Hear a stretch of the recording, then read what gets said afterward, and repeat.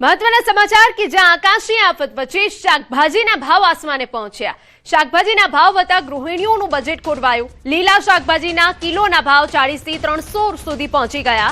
લીંબુ કિલોનો ભાવ જો વાત કરીએ તો 140 રૂપિયા, કોથમીરના 300 રૂપિયા કિલો, આદુ કિલોના 200 રૂપિયા, ટામેટા કિલોના ₹100, લીલી ડુંગળીનો જો વાત કરવામાં આવે તો કિલોના 120, જ્યારે મેથી કિલોના 100 રૂપિયાના ભાવે વેચાઈ રહી છે। તુવેર, ભીંડા, ફ્લાવર, ગવાર સહિતના શાકભાજીના ભાવ પણ વધ્યા છે। ખેતરોમાં ભારે નુકસાન અને ટ્રાન્સપોર્ટ વ્યવસ્થા આની પાછળ જવાબદાર હોવાનું કહેવાઈ રહ્યું છે। એપીએમસી માર્કેટમાં શાકભાજીની આવક અડધી થઈ ગઈ। તો લીંબુના જે ભાવ છે 140 રૂપિયા કિલો, કોથમીરનો સૌથી વધારે 300 રૂપિયા કિલો હાલ ભાવ બોલાઈ રહ્યો છે। આદુ 200 રૂપિયા કિલો બોલાઈ રહ્યા છે, જ્યારે ટામેટા 100 રૂપિયા કિલો બોલાઈ રહ્યા છે। જે લીલા શાકભાજી છે તેના ભાવમાં વધારો થયો છે, જેના કારણે ગૃહિણીઓનું બજેટ ખોરવાયું છે।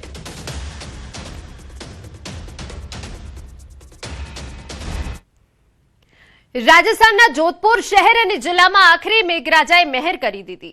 છેલ્લા ઘણા દિવસોથી ઉકળાટ અને ગરમીથી પરેશાન લોકોને મોટી રાહત મળી। ભારે વરસાદથી શહેરના મુખ્ય રસ્તાઓ નદી બની ગયા અને અનેક નીચાણવાળા વિસ્તારોમાં જળબંબાકારની સ્થિતિ સર્જાઈ। સૌથી મોટા એમડીએમ હોસ્પિટલ બહાર સહિત લુણી અને ચોપાણસી હાઉસિંગ બોર્ડ વિસ્તાર પણ પાણીમાં ગરકાવ થયો। લોકોને હાલાકીનો સામનો કરવો પડ્યો।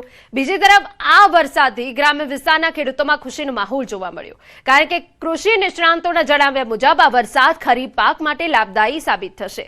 હવામાન વિભાગના જણાવ્યા અનુસાર આ સિઝનમાં જોધપુરમાં અત્યાર સુધી સામાન્ય કરતા 6% ઓછો વરસાદ નોંધાયો। સમાચારમાં આગળ વધીએ તો મુખ્યમંત્રી ભૂપેન્દ્ર પટેલે રાજકોટમાં વિવિધ વિકાસ કાર્યોનું લોકાર્પણ ખાતમુહૂર્ત કર્યું।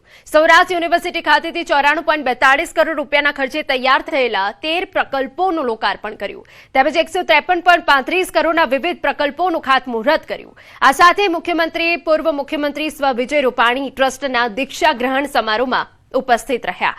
મુખ્યમંત્રીએ કાર્યક્રમને સંબોધિત કર્યો। તેમણે કહ્યું કે પ્રજાજનોના પ્રશ્નોનો ઝડપથી નિકાલ આવે તે સરકારની પ્રાથમિકતા હોય છે। તમામ કોર્પોરેશન વિસ્તારોમાં હવે આરસીસીના રોડ બનશે।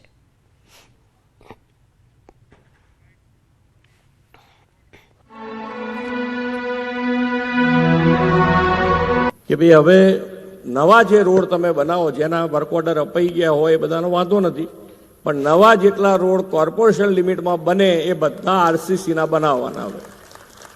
એટલે કોઈ મગજમારી રહે નહીં તમારે કે જ્યારે ચોમાસું આવ્યું ને આમ વિકાસના કામોમાં ક્યાંય કોઈ અમે ના પાડતા નથી। પૈસાની ગણતરી જેટલી અમારી પાસે હશે બધી આપીશું તમને, પણ ક્વોલિટીવાળું કામ થવું જોઈએ, એના માટે બધાએ ભાર મૂકવો પડે। ક્વોલિટીવાળું કામ દરેક જણે એમાં સહભાગી થવું પડે। આપણે એને જન આંદોલન જ બનાવવું પડે, બધાએ ભેગા થઈને એની પર ભાર મૂકવો જ પડે, એમાં કોઈનું ચાલે નહીં। જૂનાગઢના સક્કરબાગ ઝૂમાં સિંહ અને વાઘે ઘાસ ખાધું, લોકોમાં કુતૂહલ સર્જાયું।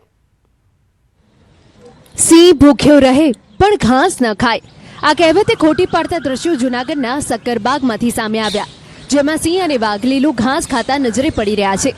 આ દ્રશ્યો સામે આવ્યા બાદ સવાલો ઉઠ્યા।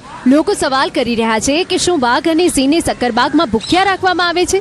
આ મુદ્દાનો સક્કરબાગ ઝૂના સંચાલકે જવાબ પણ આપ્યો। જો કે જવાબ સાંભળતા પહેલા ફરી એકવાર દ્રશ્યો જુઓ। સિંહ કૂણું કૂણું ઘાસ શાનથી આરોગી રહ્યું છે, જેમ કોઈ બકરી કે ગાય લીલું ઘાસ જોઈને તેના પર તૂટી પડે છે, તેમ આ ડાલા મથો ઘાસ ખાઈ રહ્યો છે। આ જોઈને ઝૂમાં હાજર લોકો આશ્ચર્યમાં મુકાઈ ગયા। આ બાજુ બીજા પાંજરામાં જાણે વાઘને પણ ઘાસનો ઘેલો લાગ્યો છે અને તેને જાણે માંસ છોડી દીધું હોય તેમ વેજીટેરિયનની જેમ વર્તી રહ્યો છે। અન્ય કેટલાક વાઘ પણ મસ્તી કરતા કરતા વૃક્ષની ડાળીઓમાંથી પાન આરોગી રહ્યા છે। જો કે વન વિભાગ માટે આ કોઈ નવાઈની વાત નથી। વન વિભાગના અધિકારીઓને જણાવ્યા પ્રમાણે સિંહ, વાઘ અને દીપડા ઓબ્લિગેટ કાર્નિવોર એટલે કે સંપૂર્ણ માંસાહારી પ્રાણીઓ છે। તેઓ ઘાસને ખોરાક તરીકે નહીં પરંતુ શરીરની કુદરતી જરૂરિયાત માટે ખાય છે। ઘાસમાં રહેલું ફાઇબર તેમના પાચન તંત્રને સ્વસ્થ રાખવામાં મદદરૂપ બને છે। વાઘ ને સિંહ ને એ બધા જ્યારે ખોરાક લેતા હોય ત્યારે વાળ ઘણા બધા પ્રાણીઓના લઈ લેતા હોય સાથે, અથવા હાડકાના કટકા પણ સાથે ગળી જતા હોય છે।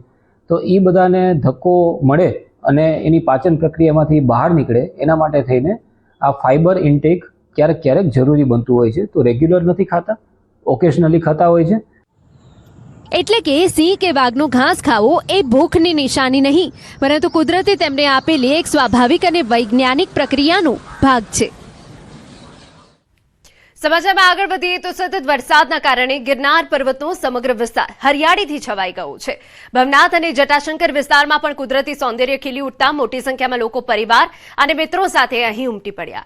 અનેક પ્રવાસીઓએ વરસાદી વાતાવરણ વચ્ચે ફોટોગ્રાફી કરી કુદરતી દ્રશ્યોને કેમેરામાં કેદ કર્યા અને ગિરનારની તળેટીમાં ફરીથી યાદગાર ક્ષણો માણી. ચોમાસાની ઋતુમાં ગિરનારનું સૌંદર્ય વિશેષ આકર્ષણનું કેન્દ્ર બનતું હોય છે. દર વર્ષે મોટી સંખ્યામાં પ્રવાસી અહીં પહોંચે છે. પ્રવાસીઓએ પણ ગિરનારના વરસાદી સૌંદર્યની પ્રશંસા કરી હતી અને કુદરતના સાનિધ્યમાં મળતી શાંતિ તથા આનંદનો અનોખો અનુભવ વ્યક્ત કર્યો હતો. આજે અમને સ્પેશિયલ જટાશંકરનો જે નાનો ટૂર કર્યો હતો. અમારા ઘરથી નજીક એ થાય અને ખૂબ મજા આવે વાતાવરણ હોય છે.